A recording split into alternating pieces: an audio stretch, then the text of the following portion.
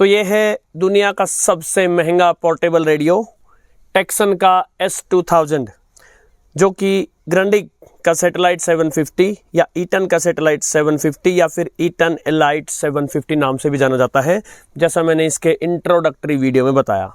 और आज हम इसका रिव्यू करने जा रहे हैं, इसकी समीक्षा करने जा रहे हैं, जो कि भारत से पहला डिटेल्ड रिव्यू है इसका। और एक भारतीय के नज़रिए से ये कैसा है, इसकी बहुत सारी बातें हम जांचेंगे आज। सबसे पहले हम इसकी बिल्ड क्वालिटी की बात करते हैं। तो देखिए, बिल्ड क्वालिटी में ये अपने प्राइस को जस्टिफाई करता है, सॉलिड दिखता है। आज के जो छुटमुट से रेडियो आज के समय में जो आते हैं, उनको देखते हुए ये बहुत ही सॉलिड ज़बरदस्त लगता है।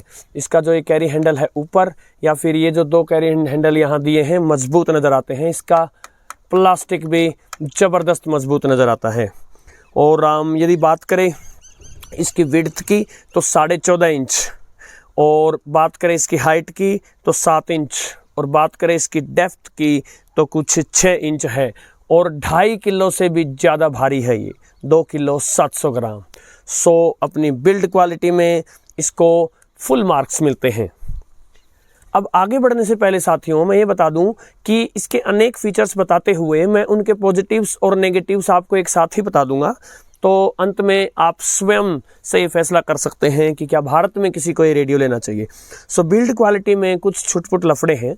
वैसे बटन्स जो दिए हैं, एर्गोनॉमिक्स जो है वो सब कूल है, हर चीज़ अपनी जगह जहाँ होनी चाहिए वहाँ है। किंतु ये बटन्स जो हैं, जो जिस प्रकार का एक क्लिक इनको देना चाहिए, एक सॉलिड वाला क्लिक देना चाहिए, वैसा नहीं देते। थोड़ा सा नरम है ये बटन्स। और जो इसका ये ट्यूनिंग डायल है, ये जिसको कि अंग्रेजी भाषा में बोलते हैं वोबली, थोड़ा सा लड़खड़ाता है। और कई बार जब हम इसको घुमाते हैं तो ये फ्रीक्वेंसी आगे बढ़ाने की बजाय पीछे भी ले आता है। सो बिल्ड क्वालिटी में कुछ कमियां हैं, जो कि इतने महंगे, दुनिया के सबसे महंगे पोर्टेबल रेडियो में नहीं होनी चाहिए थी। अब बात करते हैं इसकी साउंड क्वालिटी की। तो इसका साउंड बड़ा ही स्वीट है, और हमारे को बेस और ट्रेबल कंट्रोल्स भी दिए गए हैं। और जो इसका स्पीकर है बड़ा सॉलिड है, लाउड जा सकता है। तो एक बार हम चलते हैं, यहाँ का लोकल FM स्टेशन है 102.3 मेगाहर्ट्ज पर हिसार, और इसकी साउंड क्वालिटी चेक करते हैं। हिसार से आप सुन रहे हैं कार्यक्रम की फरमाइश, और हमारे इन श्रोताओं की फरमाइश कार्यक्रम के अगले गीत के लिए हाजी कॉलोनी गोगांव से इसहाक। सो फुल वॉल्यूम में था।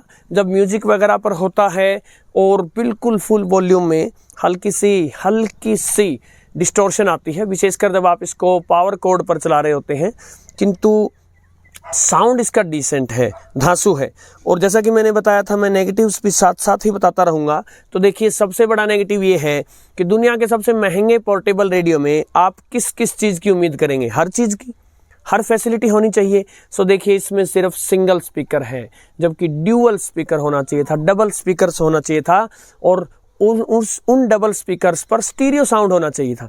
इसमें स्टीरियो साउंड है, बट केवल हेडफोन्स पर, जिसकी क्वालिटी अच्छी है। किंतु अगर आप इतना पैसा पे कर रहे हैं तो आप उम्मीद करते हैं कि 2 स्पीकर होते और स्टीरियो साउंड बिना हेडफोन्स के अवेलेबल होता। अब बात करें इसके रिसेप्शन की, तो मैं आपको बता दूं, जो मेरे पास रेडियो है रिसेप्शन किंग D808, उससे मैंने इसको कंपेयर किया है। और कंपैरिजन वीडियोस सभी बैंड्स पर एक एक करके आपके आगे आ जाएंगे। किंतु जब आज हम इसका एक कॉम्प्रिहेंसिव रिव्यू कर रहे हैं, तो मैं आपको बताना चाहूँगा कि जो रिसेप्शन है इसका वो सॉलिड है।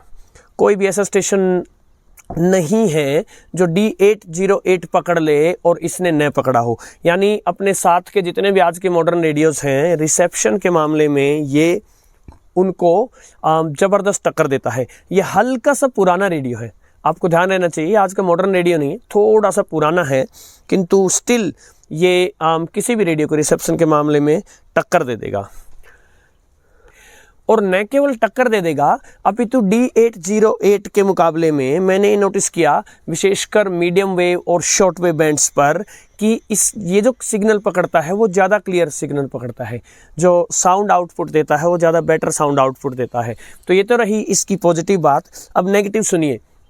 यदि मुझसे संभव हुआ तो मैं आपको दिखाऊंगा, लेकिन मैंने D808 के साथ कंपेयर करते करते देखा कि कुछ एक या दो ऐसे वीक सिग्नल थे जो D808 पकड़ गया और ये नहीं पकड़ पाया FM पर। देखिए लफड़ा है। इसके अलावा जैसा कि मैंने लॉन्ग वेव बैंड पर जो वीडियो आया था उसमें बताया था कि D808 लॉन्ग वेव पर कोई स्टेशन नहीं पकड़ पाया था, तो ये भी नहीं पकड़ पाया। अब दुनिया के सबसे महंगे रेडियो से मैंने आशा की थी कि लॉन्ग वेव पर कुछ तो पकड़ता ही, और इंटरनेशनल रिव्यूअर्स भी बताते हैं कि कुछ 300 किलोहर्ट्ज़ वगैरह से नीचे की फ्रीक्वेंसी पर तो ये बिल्कुल ही डेफ है। सो इसका लॉन्ग वेव रिसेप्शन, और अगर इंटरनेशनल रिव्यूअर्स की माने, मैं उतना चेक नहीं कर पाया, SSB और जो एयर बैंड का रिसेप्शन है वो भी एवरेज ही है, कोई टॉप क्लास नहीं है। तो ये कुछ छुटपुट इसके रिसेप्शन के नेगेटिव्स हुए। ये एक बुकलेट आई थी इसके साथ, पूरी बड़ी बुकलेट आई थी, और ये बुकलेट हमें बताएगी कि हर बैंड पर इसकी रेंज कितनी है। इसकी कंटिन्यूअस रेंज है, आप देखिए लॉन्ग वेव पर 100 से 519 किलोहर्ट्ज़, 519 के बाद मीडियम वेव पर चले जाइए 520 से 1710 किलोहर्ट्ज़, और 1710 के बाद शॉर्ट वेव पर आ जाइए 1711 से 29,999 किलोहर्ट्ज़। यानी 100 से लेकर 29,999 किलोहर्ट्ज़ पर पहले लॉन्ग वेव, फिर मीडियम वेव और बाद में शॉर्ट वेव कंप्लीट कवरेज है। एक्सीलेंट।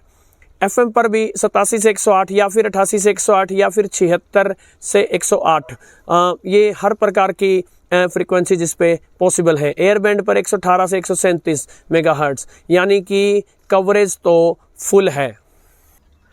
अब यदि बात की जाए इसके ट्यूनिंग मेथड्स और बैंडविड्थ ऑप्शंस की, सो देखिए ट्यूनिंग के बहुत सारे ऑप्शन हैं। आपके पास ट्यूनिंग व्हील दिया गया है, या फिर अप एंड डाउन स्विच भी दिए गए हैं, या फिर डायरेक्ट फ्रीक्वेंसी की इनपुट कर सकते हैं आप, या फिर किसी भी बैंड को लॉन्ग प्रेस करके ATS यानी ऑटो ट्यूनिंग स्टोरेज फंक्शन का यूज़ करते हुए ऑटो ट्यूनिंग कर सकते हैं आप। 1000 मेमोरी पेजेस दिए गए हैं, उनका यूज़ करके आप इसको ट्यून कर सकते हैं। सो ट्यूनिंग के जो मॉडर्न रेडियोज़ में मेथड्स आते हैं वो सभी मेथड्स इसमें अवेलेबल हैं।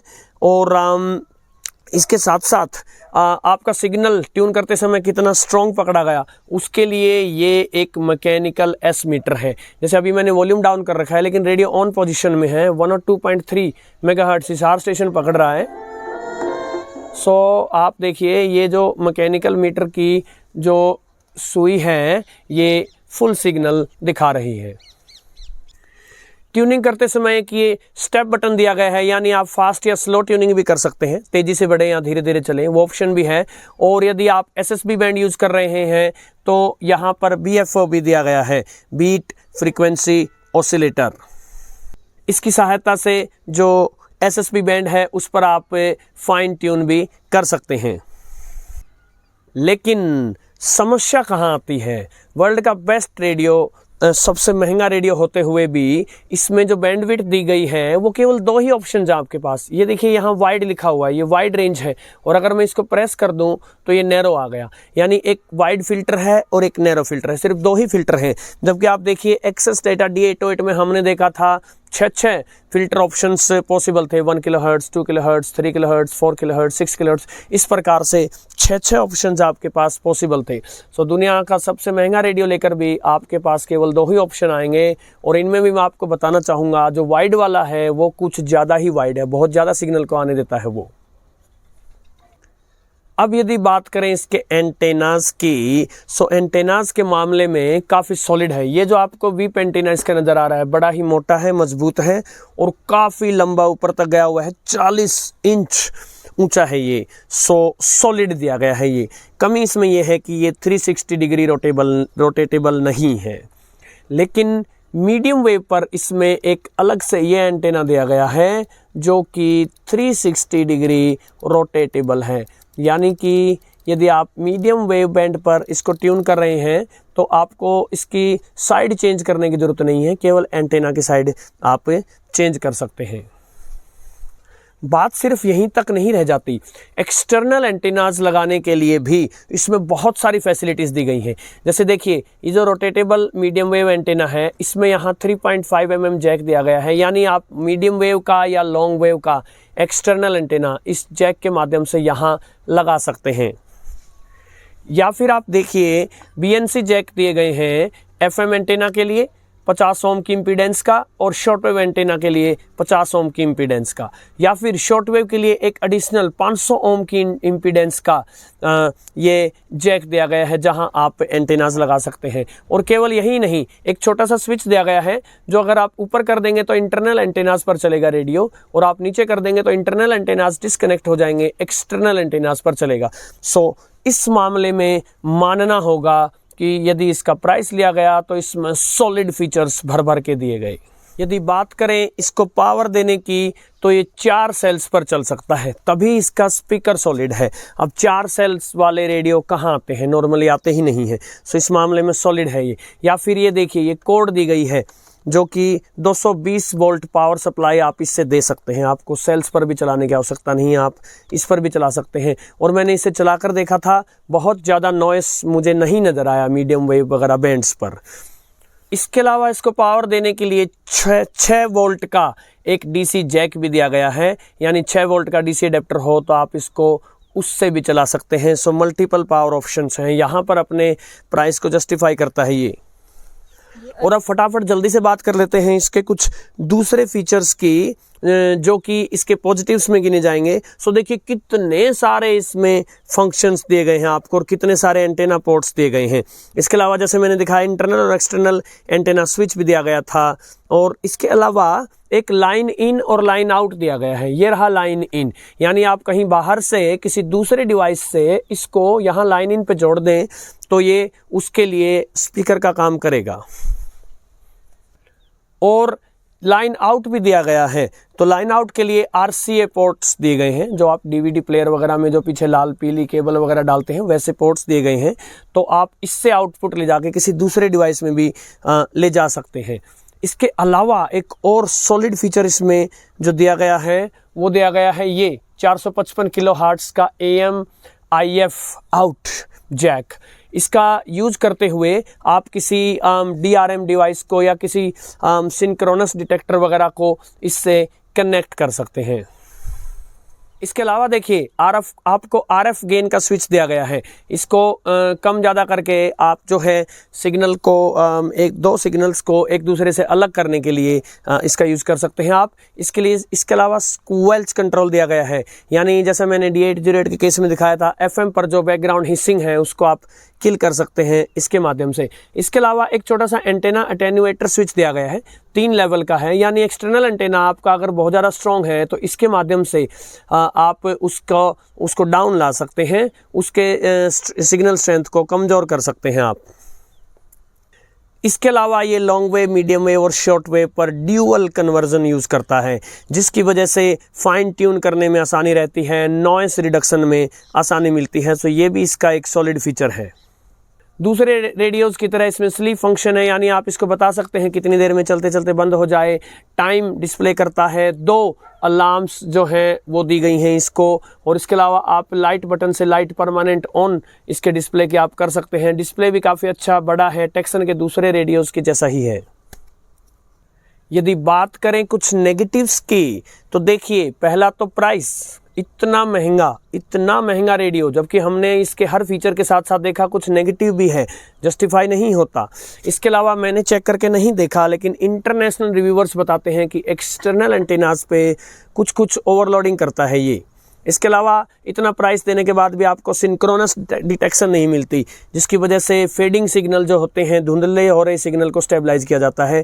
और न ही इसमें कोई variable auto gain control AGC का कोई आपको बटन मिलता है, जिसके माध्यम से सिग्नल्स की फ्लक्चुएशन को कंट्रोल किया जाता है। एक बात और, इसकी ट्यूनिंग में कुछ गड़बड़ है जो कि मैं अभी आपको चला कर दिखाऊंगा। सो ये 102.3 मेगाहर्ट्ज़ है, लेकिन अगर हम इसको थोड़ा सा पीछे कर दें, 102.2 कर दें, जस्ट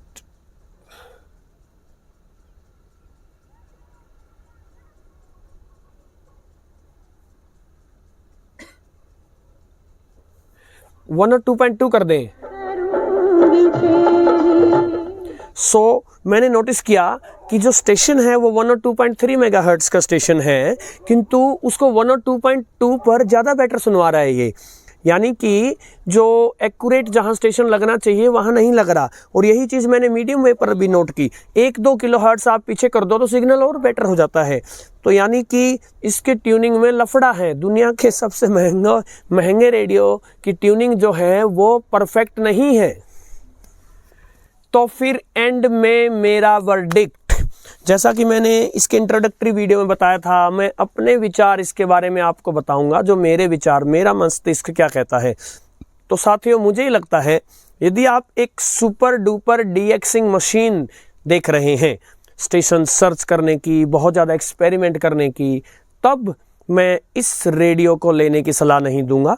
लेकिन यदि आपके लिए बजट कोई प्रॉब्लम नहीं है, आप एक सॉलिड सा दिखने वाला, मैस्कुलिन सा, मर्दाना सा दिखने वाला, भारी भरकम हाई क्वालिटी रेडियो लाना चाहते हैं, जिसका साउंड भी अच्छा हो, बेस ट्रेबल भी आप अपने आप कंट्रोल कर पाएँ, और आपको बहुत ज़्यादा डीएक्सिंग नहीं करनी, बहुत ज़्यादा सर्च नहीं करनी है स्टेशंस की, किंतु जो मेन स्टेशंस हैं या इसका रिसेप्शन उतना बुरा भी नहीं, काफ़ी अच्छा रिसेप्शन है। सिर्फ ये होता है कि डीएक्सिंग के समय ये उतना आपको सपोर्ट नहीं कर पाता।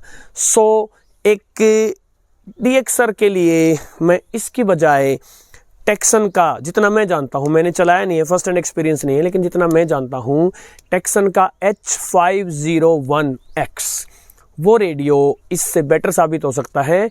अन्यथा किसी भी नॉर्मल लिसनर के लिए, जिसके लिए बजट कोई प्रॉब्लम ना हो, ये रेडियो रेकमेंडेड है। नमस्कार।